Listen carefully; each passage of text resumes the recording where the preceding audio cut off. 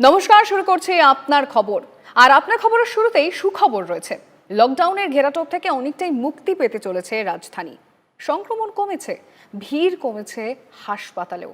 পরিস্থিতির উন্নতি দেখে ধীরে ধীরে কড়াকড়ি কমিয়েছে অরবিন্দ কেজরিওয়াল, এবং এবার আরও বড় পদক্ষেপ। আগামীকাল সকাল থেকে বেশ কিছু ক্ষেত্রে 19শে এপ্রিলের আগের জায়গায় ফিরে যাবে দিল্লি, অবশ্যই সামান্য কিছু বাঁধন রেখে।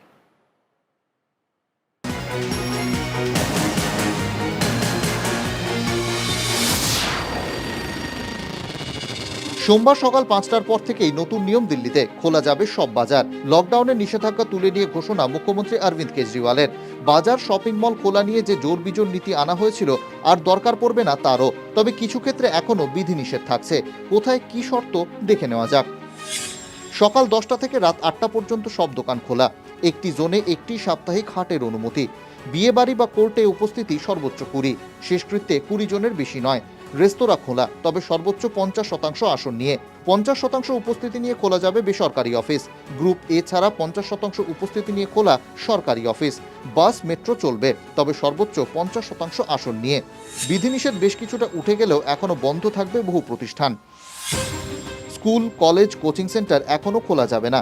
সামাজিক, রাজনৈতিক, ধর্মীয়, বিনোদনমূলক জমায়েত নয়। খুলবে না swimming pool, stadium, cinema hall, multiplex. कल सुबह 5 बजे इस बार इस हफ्ते का जो लॉकडाउन है वो ख़त्म होगा।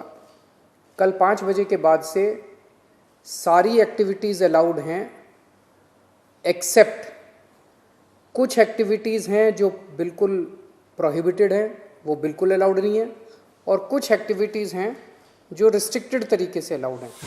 লকডাউন হোক শেষ অস্ত্র। 20শে এপ্রিল জাতির উদ্দেশ্যে ভাষণ দিতে গিয়ে বলেছিলেন প্রধানমন্ত্রী নরেন্দ্র মোদী। কিন্তু তার আগের দিন থেকেই লকডাউনের পথে হাঁটা শুরু করে দিয়েছিল দিল্লি। কারণ ততদিনে ভয়াবহ পরিস্থিতি রাজধানীতে। ভেঙে পড়েছিল স্বাস্থ্য পরিকাঠামো। অক্সিজেনের অভাবে মৃত্যু মিছিল বাড়ছিল রোজই। লাশের স্তূপ শ্মশানে। 19শে এপ্রিল লকডাউন শুরুর দিন দিল্লিতে 24,000 ছুঁই ছিল দৈনিক সংক্রমণ। Bureau report, TV9 Bangla. দ্বিতীয় ঢেউয়ে দেশে সবার আগে লকডাউনের পথে হেঁটেছিল মহারাষ্ট্র, তারপর দিল্লি। মহারাষ্ট্র এবং দিল্লি দু জায়গাতেই শিথিল করা হচ্ছে লকডাউন।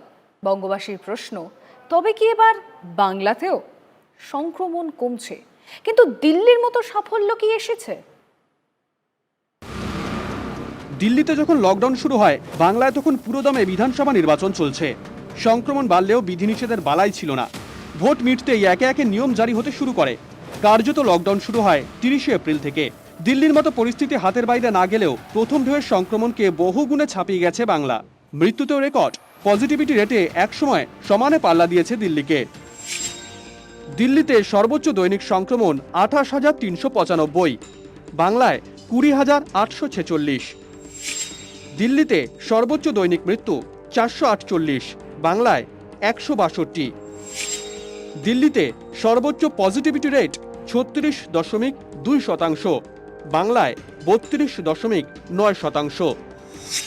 দিল্লিতে সংক্রমণের বাড়াবাড়ি শুরু হয়েছিল বাংলার আগে, একই প্রবণতার সংক্রমণ কমার ক্ষেত্রেই।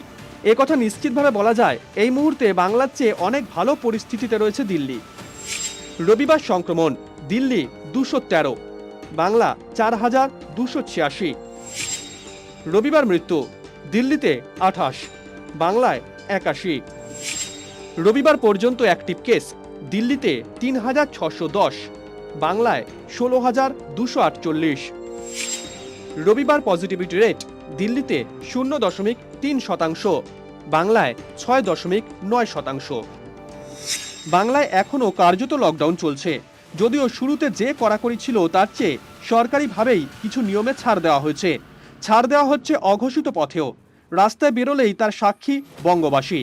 কিন্তু অঙ্কে স্পষ্ট, দিল্লি বিধিনিষেধ তুলে নেওয়ার মতো পরিস্থিতিতে পৌঁছলেও বাংলা তার ধারে কাছে নেই। মুক্তির দিল্লি এখনও অনেক দূর, বলছে সংক্রমণ চিত্র।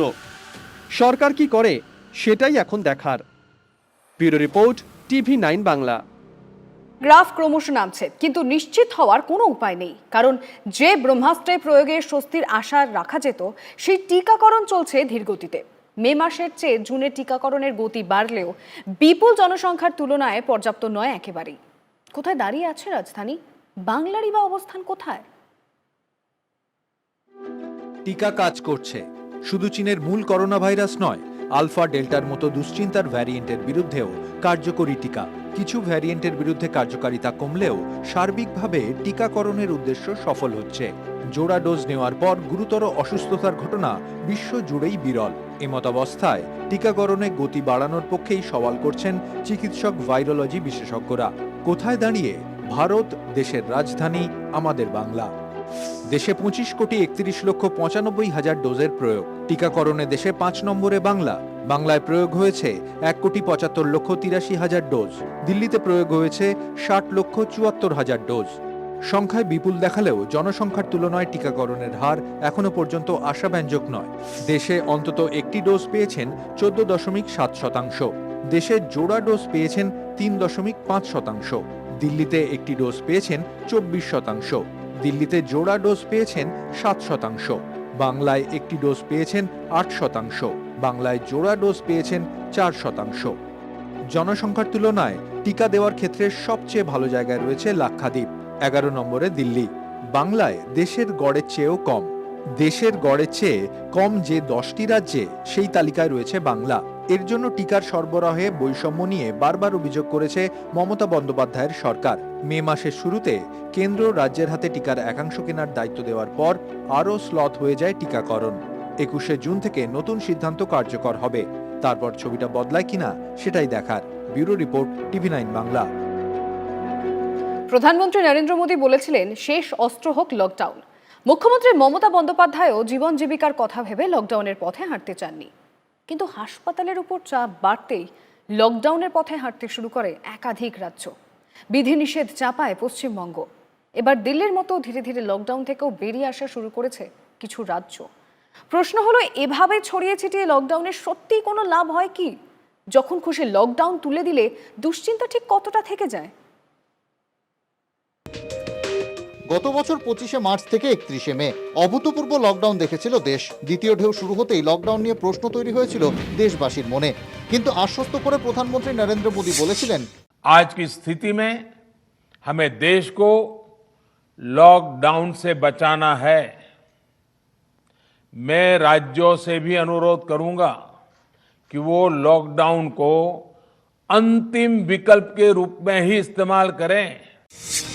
আশ্বাসবাণী শুনিয়েছিলেন মুখ্যমন্ত্রী মমতা বন্দ্যোপাধ্যায়ও। না লকডাউন আমি ভাবছি না। লকডাউন ভেবে নিয়ে এমনিতে লোক 1 বছর ধরে সব বিজনেস সব মার, এমনকি হকার থেকে শুরু করে বেকার থেকে শুরু করে যারা বিভিন্ন করে খায় সবার অবস্থা খুব খারাপ। সবাই সাবধানে থাকুক, এটা আমরা বলবো। কিন্তু ততদিনে ভয়াবহ সংক্রমণ ঠেকাতে বিধিনিষেধ চাপানো শুরু করেছে মহারাষ্ট্র। লকডাউন নয়, বলা হয়েছিল করোনা কারফিউ। 19শে এপ্রিল থেকে লকডাউন শুরু করে দিল্লি। সে সময় দিল্লিতে পজিটিভিটি রেট ছিল 36%। হাসপাতালের ওপর চাপ কমাতে সংক্রমণের শৃঙ্খল ভাঙতে লকডাউন ছাড়া গতি ছিল না অরবিন্দ কেজরিওয়ালের কাছে। একে একে প্রায় সব রাজ্যই লকডাউন শুরু করে। 200-র আশপাশে দৈনিক সংক্রমণ রাজধানীতে। পজিটিভিটি রেট নেমেছে 1%-এর নিচে। এই অঙ্কে ভরসা রেখে উত্তরপ্রদেশ, বিহারের মতো আনলক পর্বে সবুজ সংকেত দিয়েছিল কেজরিওয়াল সরকার। সোমবার থেকে লাগাম আরও ঢিলেঢালা করার সিদ্ধান্ত নিয়েছে দিল্লি। তবে ঘটনা হলো, দেশের দৈনিক সংক্রমণ এখনও 80,000-এর বেশি। টানা 6 দিন 1 লক্ষের নিচে দৈনিক সংক্রমণ, 71 দিনের মধ্যে সর্বনিম্ন সংক্রমণ। এই তথ্যগুলো নিশ্চয়ই আশা জাগায়, কিন্তু একই সঙ্গে দুশ্চিন্তায় রাখছে মৃতের সংখ্যা। রবিবারের রিপোর্টে দেশের মৃত্যুর সংখ্যা 3,03,000। এখনো 10 লক্ষের ওপর অ্যাক্টিভ কেস। এই অবস্থায় বিধিনিষেধ তুলে নিলে এক রাজ্যের প্রভাব পড়তে পারে অন্য রাজ্যে। তাই প্রশ্ন, দেশ জুড়ে কি লকডাউনের এক নীতি থাকা দরকার? রাজ্য জুড়ে কি একই সঙ্গে লকডাউন প্রয়োজন? সংক্রমণ কম এমন জেলায় কেন একই রকম বিধিনিষেধ থাকবে? মাইক্রো কন্টেনমেন্ট জোনের ওপর আরও বেশি জোর দরকার কি? ইতিমধ্যেই তৃতীয় ঢেউয়ের ভয় রয়েছে দেশ জুড়ে। তাই এখন থেকেই নিখুঁত পরিকল্পনা জরুরি, সতর্ক করছেন বিশেষজ্ঞরা। Bureau report, TV9 Bangla.